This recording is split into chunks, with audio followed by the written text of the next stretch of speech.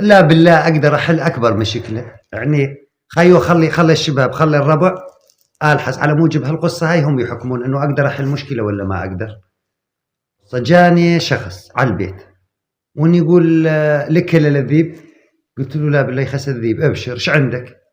واني يقول خيو اني متعرف من شي 6 شهور تجوزت، وابوها هو جاني على البيت ويقول لي وصلتك بنتي ومدري شنو وكذا، وخذيتها وبس 6 شهور ظلت بيهن عندي. خيو اكتشفت انه المرة جايفة ومي خرج لا بيت ولا عيلة ولا قال ولا قلت ولا اهتمام ولا خير ولا، واللي من اللي يسرحن واللي من اللي يفلحن، وما بها لا نقرا العلوم والسوالف والحوامة. ايمت ما جيت ملقاها بالبيت، ما تقعد للساعة 9 10 ومن قعدت يلا على حوامة.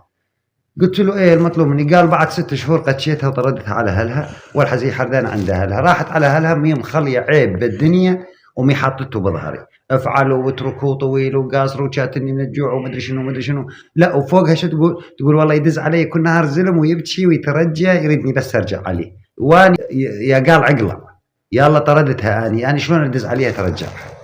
قلت له ايه المطلوب مني شنو؟ قال اريدك تكتب لي بيها تفاصيلها كلية كامل مثل ما حكيت لك، بل انها تحس على حالها، تذوق على دمها، تستحي انه لا ظل تلفق سوالف، وبنفس الوقت تعرف شنهن عيوبها. قلت له ماشي ابشر انت نخيتني وابشر. والله كان اقوم واكتب له رسالة بها بقصيدة، قلت له على لسان كذب وحكي لا تلفقين يا زبالة النساوين، اصلا انت من النسوان ما يطلع لش تحكين، يوم ان كنتي عزابية ايش كثر دقيتي علي وجوهتي شمسة وحورية ويا الدرابة الدزين، ويوم اهلك يطلعون منها كانوا يتلاقون بالدار القرب الزيتون، الحز ما عاد تذكرين؟ وابوك جاني خطاب العند بيتي ودق الباب، من مهرج تدرين ايش جاب؟ اذكرك خاف تنسين، عديت سياقك يا حظي وابوك مكسع متفضي، فصل فروه وطقم الفضي من الخام الهندي الثخين، تورطت وخذيتك الله يهدم بيتك 6 شهور وقتشيتك لانك ما تنحملين، وقحه وقيت سوالف بيتك عدايم جايف، جيلك جيل العذايف ربع ليره ما تسوين، من يوم خلصت منك حت ما سايلت عنك، اش فاقد بثرمة سنك ولا الخبز والعجين، لنتي من الشالن جدوم ولا قشرتي ضرس ثوم، همك بس نقل العلوم وعلى السوالف تركضين، اش قد بعثتي لي كلام ويا خاتون وسهام وكل صبح ومسا سلام بس تدور ترجعين، وان جت السيرة بالشدة تقولين ما بدك ردة، وانتي بس الشهر العدة من الزلم مجوها 20، حطي لثمش لقاطة وكافي كذب وخراطة، ما ألبست شحاطة وكذب لا عاد تكذبين. والله زلمة يوم سمعها انبسط وكيف وصفط الورقة وراح وخذاها دازلها إياها، راح من عندي حول العصر المغرب دازلها إياها، هاي قاريتها المسيكينة مي نايمة الليل وار قلبها، العام الصبح قعدت الصبح والهالمرة مبرقعة جايتني على البيت، طبعا ما تعرف إنه أنا اللي كتبت له الكلام، وانا تقول لي وين أخوي وين أخوي نخيتك؟ قلت لها أبشري والله بلا أقدر عليك، وانا تقول لي والله زلمتي يعني حردانه منه عند هنا وبعث لي كلام البارح يقث القلب، والله قثني وما نمت الليل، والله ربك هو ما يعرف حتى يسولف كلمتين على بعضهن، من هو الكاتب له اياها ما اعرف، بس الله لا يسامحه ولا يسامح الكتاب له اياها، يبو هنا عرقي قام ينز، والله العظيم ما عاد اعرف شو اقولها، بس ما عاد استجري اقولها انه انا اللي كتبت. المهم شو تريدين؟ وانا تقول والله اريدك تكتب لي عليه رد يكون يقث قلبه مثل ما قث قلبي، الله لا يوفقه.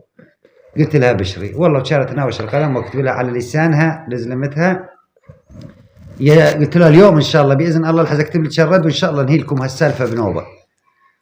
يا جايف كتبت لها عادي، يا جايف تشرع بالقاعه وبالعالي لا ترفع خشتك، لو تذكر قاوش الحنطه ولو تذكر مطقاق حشتك، جاكيتك من سوق الجمعه والباجر لون جراباتك، وفراشك عدتش مرقع بجواله نشف رجيلاتك، لانت اللي معيشني بعز ولا مطعمني لحمه ورز ولا هندام ولا شخصيه، بس صلعتك سودة نز، اللي يسمعك يوم تقول يفكرك واحد مسؤول ما يدري بك تالي الليل ما تستجري تقوم تبول، ترى من يوم اللي فيت عندك كل شي ما لقيت، قدانا خبز وحمقى وعشانا زعتر وزيت، لانت من اهل الدولارات ولا اصحاب السيارات، ولانت من شيوخ المشلب ولا من ولد الحملات، ايش جاب الشمس للجنديل غير البخت يوم يميل، اصلا انت ما تنعد اذا نعد الرجاجيل.